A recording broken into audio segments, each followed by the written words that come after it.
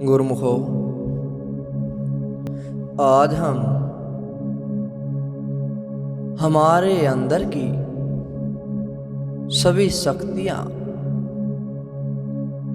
और उनको कैसे जागृत कर सकते हैं, इसके बारे में सारी बात जानेंगे। प्यारे गुरुमुखो, हर इंसान के अंदर बहुत शक्ति छुपी होती है। हमारे अंदर भी बहुत सी ऐसी शक्तियां हैं जिन पर हम ध्यान नहीं देते, लेकिन अगर इन पर ध्यान दे दिया जाए तो हम बहुत ही आसानी के साथ अपने कामों को कर सकते हैं, आध्यात्मिक ऊंचाइयों तक पहुंच सकते हैं।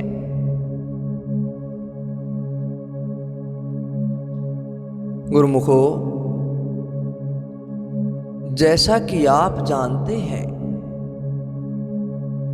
हर प्राणी का शरीर अग्नि, वायु, जल, मिट्टी तथा आकाश, इन 5 तत्वों से मिलकर बना है।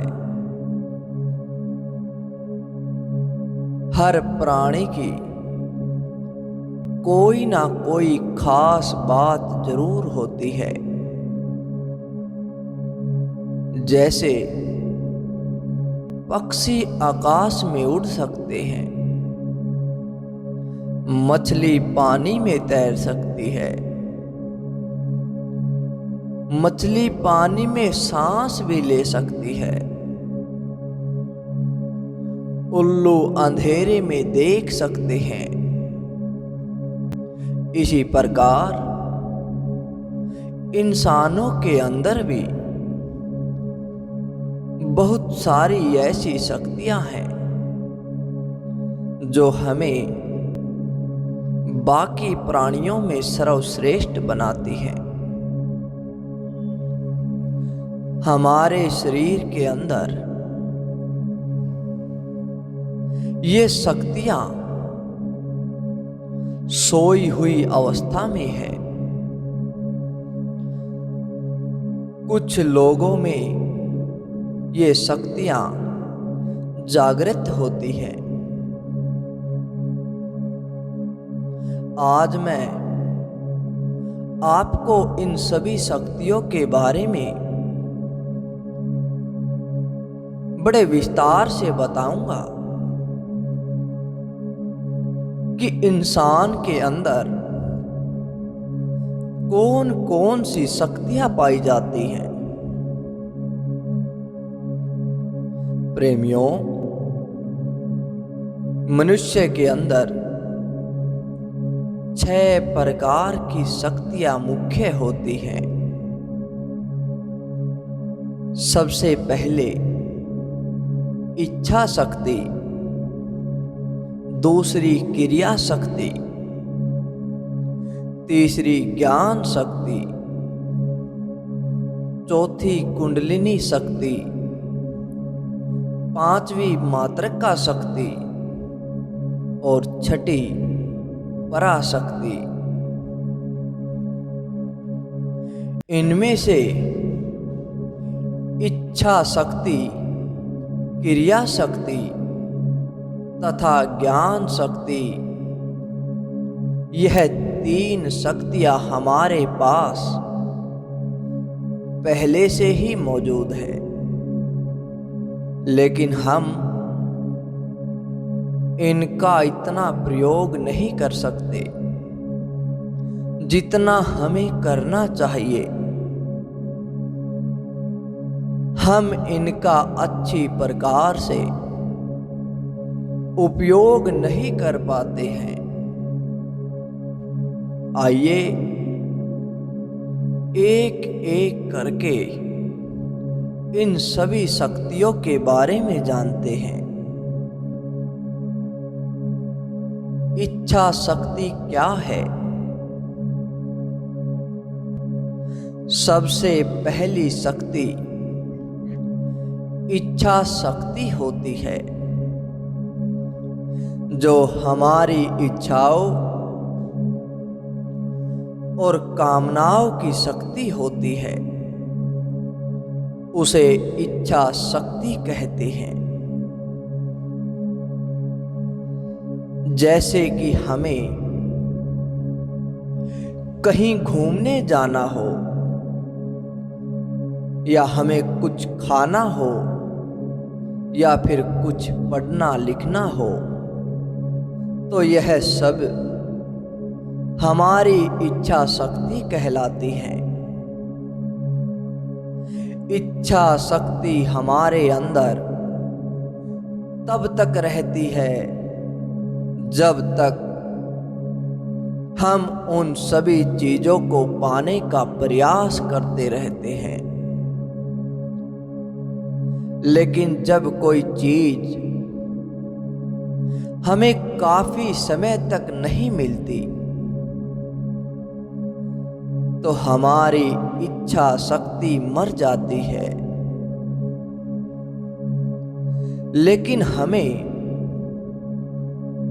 इच्छा शक्ति को बढ़ाना है, यानी हमें प्रयास करते रहना है। अगर हम कोई काम को सोच लें तो उसे करना ही करना है,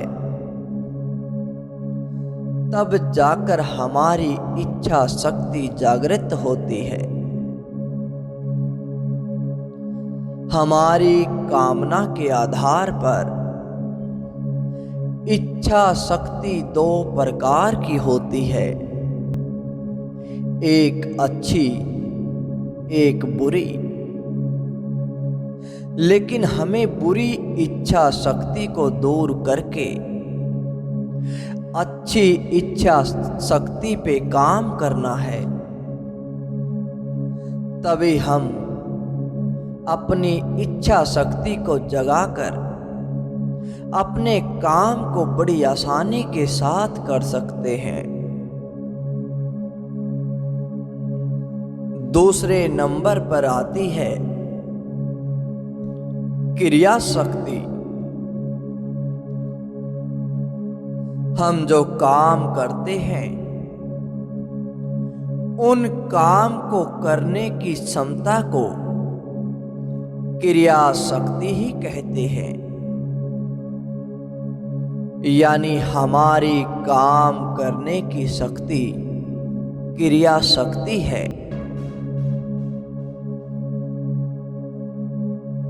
हम जो भी कार्य करते हैं वो बहुत ही कम मात्रा में करते हैं।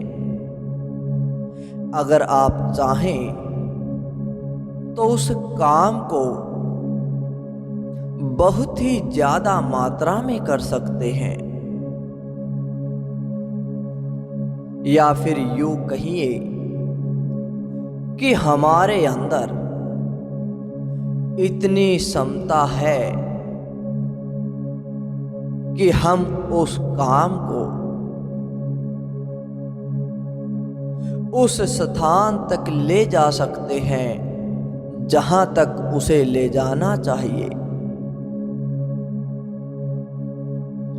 उस काम को हम ऊंचाइयों तक ले जा सकते हैं, लेकिन फिर भी हम नहीं करते। अगर हम ऐसा नहीं करते तो हमारी क्रिया शक्ति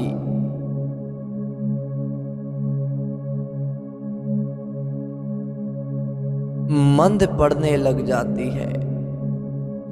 हमें अपनी क्रिया शक्ति को जगाना होगा। हमारी तीसरी शक्ति है ज्ञान शक्ति।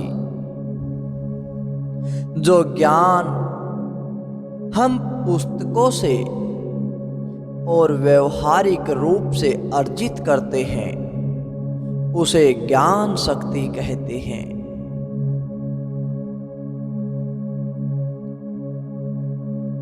दुनिया के हर इंसान के अंदर कुछ न कुछ ज्ञान होता है, लेकिन हमारे अंदर जो भी ज्ञान होता है वह बहुत कम मात्रा में है। अगर हम चाहते तो और भी ज्यादा ज्ञान प्राप्त कर सकते हैं, लेकिन हम नहीं करते। हमारे अंदर बहुत सी क्षमता है, हम ज्ञान प्राप्त कर सकें, किंतु हम ऐसा करते नहीं हैं। अगर हम चाहें तो ज्ञान को बहुत ऊपर तक ले जा सकते हैं। अपने इसी ज्ञान को बढ़ाना ज्ञान शक्ति कहलाता है। हमारी चौथी और महत्वपूर्ण शक्ति है कुंडलिनी महाशक्ति। अध्यात्म के अनुसार हम सबके शरीर में 7 चक्कर होते हैं, जिसे सप्त चक्कर या कुंडली ऊर्जा भी कहते हैं। कुंडलिनी शक्ति जीवन शक्ति की ऊर्जा कहलाती है, जो इस संसार के हर मनुष्य के अंदर मौजूद है।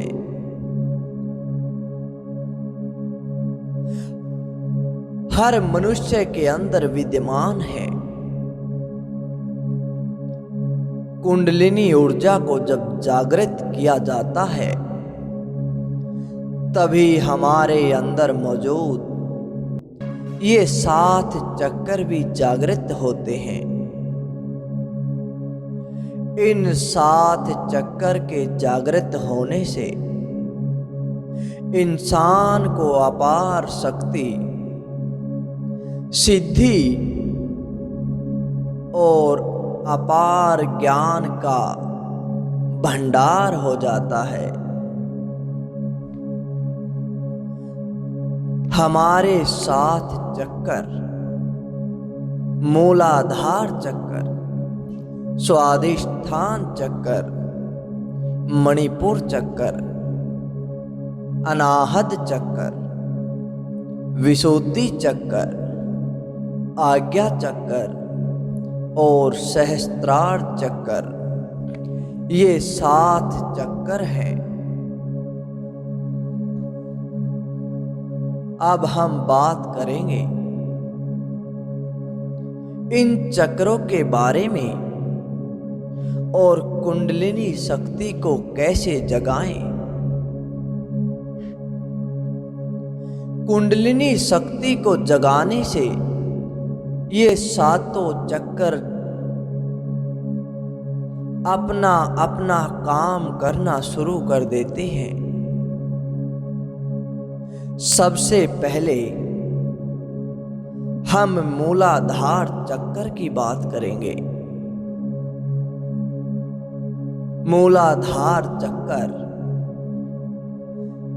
रीढ़ की हड्डी के निचली सतह गुदा और लिंग के बीच होता है। इस चक्कर को आधार चक्कर भी कहते हैं। इस चक्कर का काम शरीर में दाएं और बाएं दोनों तरफ संतुलन बनाए रखना है। इस मूलाधार चक्कर को जगाने के लिए हमें योग आसन की जरूरत पड़ती है। प्रतिदिन प्राणायाम करने से कपालभाति जैसे प्राणायाम करने से यह चक्कर जागृत होता है। उसके बाद स्वादिष्ठान चक्कर प्रेमियों, स्वादिष्ठान चक्कर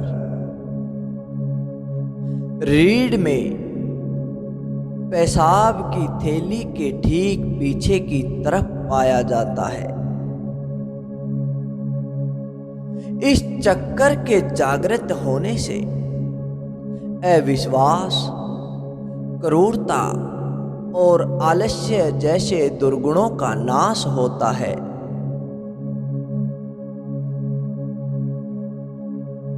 अध्यात्म में बताया गया है कि जीवन में मौज मस्ती जरूरी है, लेकिन इन क्रियाओं को नियंत्रित करके स्वादिष्ठान चक्कर को जगाया जा सकता है। उसके बाद मणिपुरी चक्कर। यह चक्कर हमारी नाभि के ठीक पीछे होता है। जिन व्यक्तियों की ऊर्जा यहां पर इकट्ठा होती है वह ज्यादा काम करते हैं और ऐसे लोगों को कर्म योगी कहा जाता है। यह चक्कर हमारी पाचन क्रिया से जुड़ा होता है। इस चक्कर का काम हमारे पाचन तंत्र को मजबूत बनाना है। इस चक्कर के जागृत होने से हमारे अंदर आत्म शक्ति में बढ़ोतरी होती है। उसके बाद अनाहत चक्कर। यह चक्कर हमारे दिल यानी हृदय के ठीक पीछे पाया जाता है।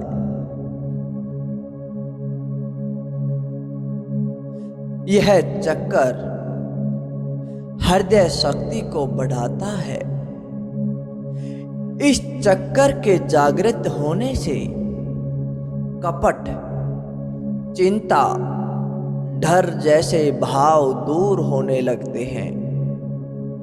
हमें खुशी और प्रेम जैसे भावों की अनुभूति होती है।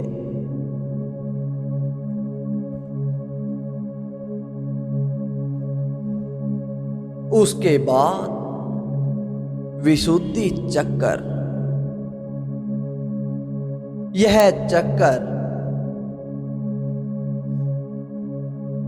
हमारे गले की थायराइड ग्रंथि के ठीक पीछे पाया जाता है। यह चक्कर पूरे शरीर को शुद्ध करता है। इस चक्कर में 16 पंखुड़ी होती है, जिसके जागृत होने से हमें 16 कलाओं का ज्ञान होता है। इसके जागृत होने से हमें भूख और प्यास को रोका जा सकता है। इसके बाद आज्ञा चक्कर।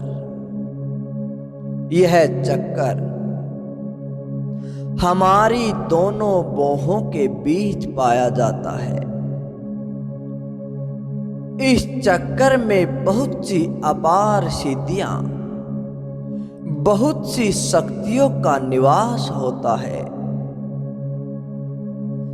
यह मानसिक स्थिरता और शांति बनाए रखने का काम करता है।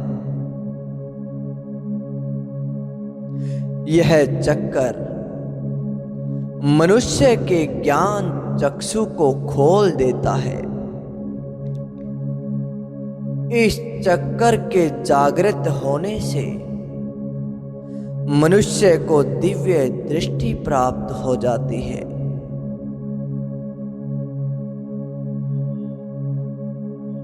उसके बाद सहस्त्रार चक्कर। यह चक्कर सिर के ऊपरी हिस्से में होता है। इस चक्कर को शांति का प्रतीक भी कहते हैं। यह चक्कर शारीरिक, मानसिक और आध्यात्मिक स्तर में संतुलन बनाए रखता है। जब हमारे 6 चक्कर जागृत हो जाते हैं तो यह 7वां चक्कर स्वयं जागृत हो जाता है। अब बात आती है कि हम इन 7 चक्कर को एक एक करके कैसे जागृत कर सकते हैं। गुरुमुखों, कुंडलिनी शक्ति को हम ध्यान के द्वारा जागृत कर सकते हैं। कुंडलिनी शक्ति को जागृत करने के लिए आपको बताए गए इन 7 चक्कर को जगाना होगा, जो हम कुंडलिनी ध्यान के द्वारा जगा सकते हैं। आइए जानते हैं वह विधि कि किस प्रकार हम इन 7 चक्रों को जगाकर अपनी कुंडलिनी शक्ति को जागृत करें। सतगुरु प्रेमियों, सबसे पहले आपको ब्रह्म मुहूर्त के समय उठ जाना है। ध्यान करने का आसन ग्रहण कर लेना है। आप ध्यान हमेशा एक ही समय पर और एक ही स्थान पर करें, क्योंकि ध्यान के लिए समय और स्थान महत्वपूर्ण होते हैं। आप अपनी रीढ़ की हड्डी को सीधा करके पद्मासन में बैठ जाएं। अपने दोनों हाथों को अपने घुटनों पर फैलाकर रख लीजिए। अपनी पहली उंगली और अंगूठे को मिलाकर एक वृक्क बनाएं और फिर आंखें बंद करके पूरा ध्यान लगाएं।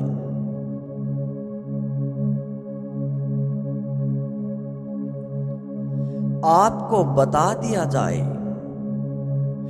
इस पूरे ध्यान को करने के लिए आपको किसी ना किसी गुरु की जरूरत पड़ती है,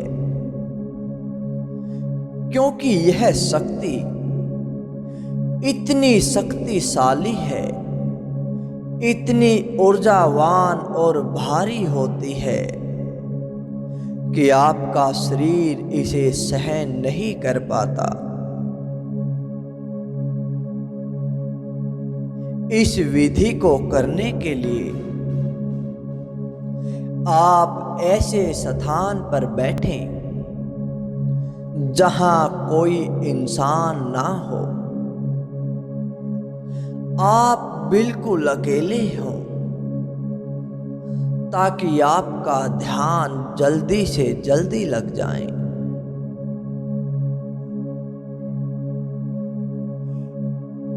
इस कुंडलिनी ध्यान करते समय आप बिल्कुल हल्के और आरामदायक कपड़े पहने और हो सके तो आपके कपड़ों का कलर भी हल्का ही होना चाहिए, ताकि आपके मस्तिष्क में सकारात्मक विचार आए। यह ध्यान आप ब्रह्म मुहूर्त के समय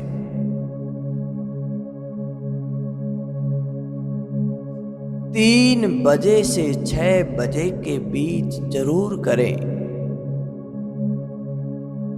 इस समय सकारात्मक ऊर्जा होने के कारण आपकी साधना जल्दी सफल होती है।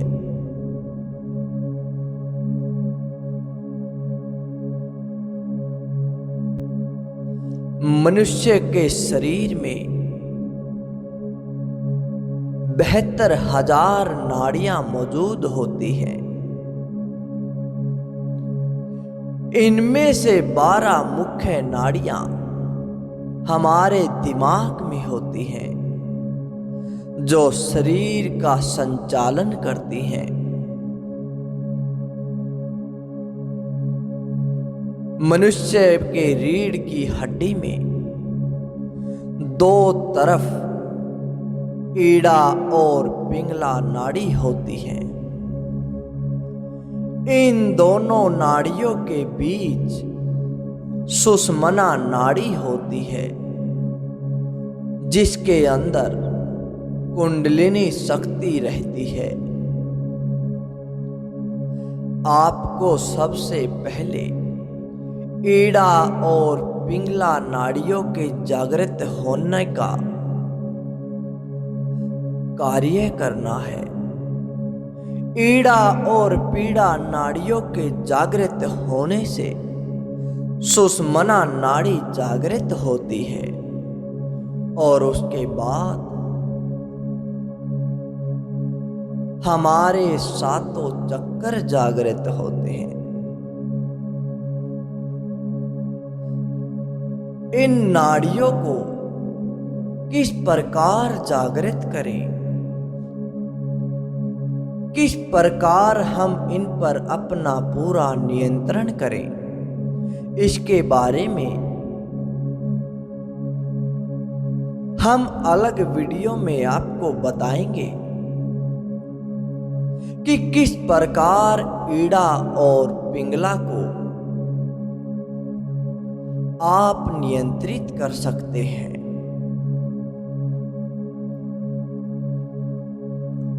आज हम बात कर रहे हैं हमारे अंदर की शक्तियों की। हमारी अगली शक्ति का नाम है मातृका शक्ति। यह बहुत ही उच्च श्रेणी की शक्ति है। इसमें पूरा खेल हमारे मन का है।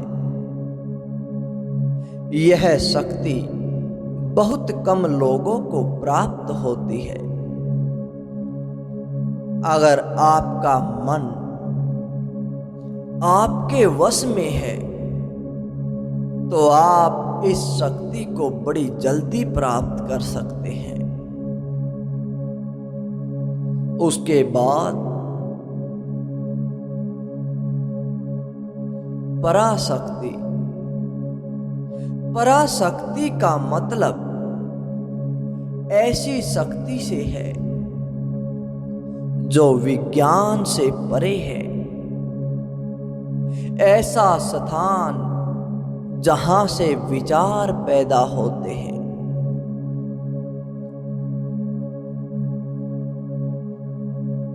पराशक्ति बहुत ही दुर्लभ शक्ति है। इसके जरिए हम आत्माओं से बात कर सकते हैं, अपना शरीर त्याग कर सकते हैं, दूसरी दिव्य शक्तियों से बात कर सकते हैं, अपनी आत्मा किसी दूसरे शरीर में डाल सकते हैं।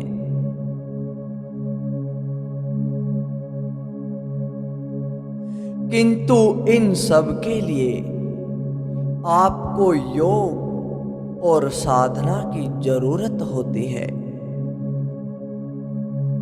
आज का हमारा मकसद सिर्फ आपके अंदर की शक्तियों के बारे में बताना है।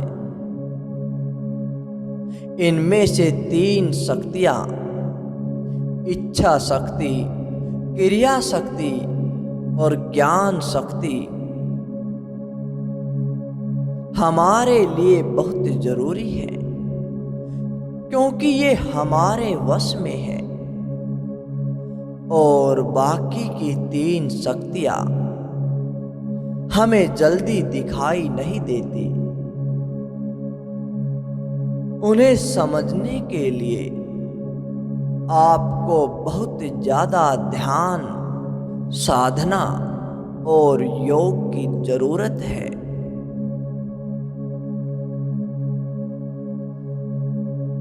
तो गुरुमुखों, ये हमारे अंदर की शक्तियां हैं जिनसे हम अनभिज्ञ हैं। आप ध्यान के द्वारा एक एक करके इन शक्तियों को जागृत कर सकते हैं। आने वाली वीडियो में हम आपको बताएंगे कि किस प्रकार आप अपने सांसों पर नियंत्रण कर सकते हैं, किस प्रकार आप ईड़ा और पिंगला को नियंत्रित करके सुषुम्ना नाड़ी को जागृत कर सकते हैं। अगर आपकी सुषुम्ना नाड़ी जागृत हो गई तो आपके सारे चक्कर भी जागृत हो जाएंगे, आपकी कुंडलिनी शक्ति भी जागृत हो जाएगी। किंतु इन सब के लिए आपको कड़ी साधना और लगन की जरूरत चाहिए, तब जाकर आप इन शक्तियों को जागृत कर सकते हैं। तो प्यारे गुरुमुखों, कैसी लगी आपको यह आज की वीडियो? अच्छी लगी तो लाइक करें, शेयर करें, कमेंट करें। और अगर आपके मन में कोई भी सवाल है, आप कुछ भी पूछना चाहते हैं, तो आप कमेंट के माध्यम से हमें पूछ सकते हैं। धन्यवाद।